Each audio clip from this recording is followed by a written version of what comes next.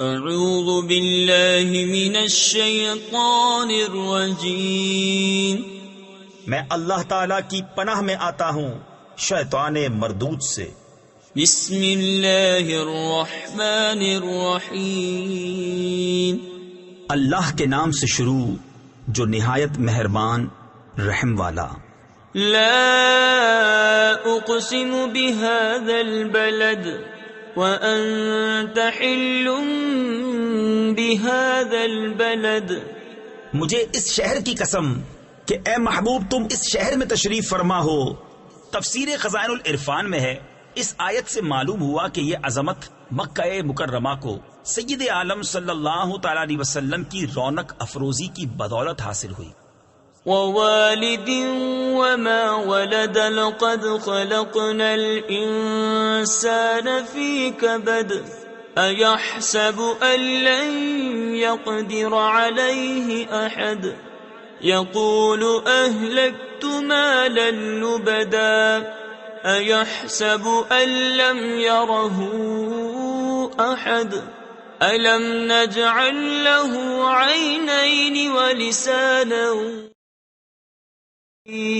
وَهَدَيْنَاهُ النَّجْدَيْنِ، اور تمہارے باپ ابراہیم کی قسم اور اس کی اولاد کی کہ تم ہو، بے شک ہم نے آدمی کو مشقت میں رہتا پیدا کیا۔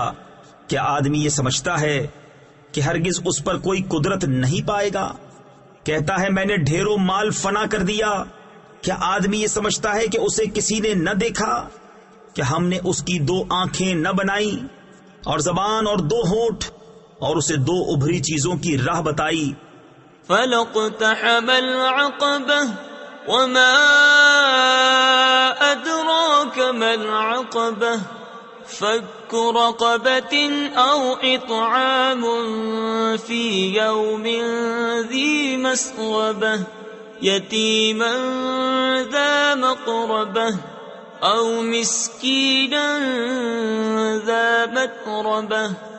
پھر بے تأمل گھاٹی میں نہ کودا، اور تو نے کیا جانا وہ گھاٹی کیا ہے؟ کسی بندے کی گردن چھڑانا یا بھوک کے دن کھانا دینا، رشتہ دار یتیم کو یا خاک نشین مسکین کو۔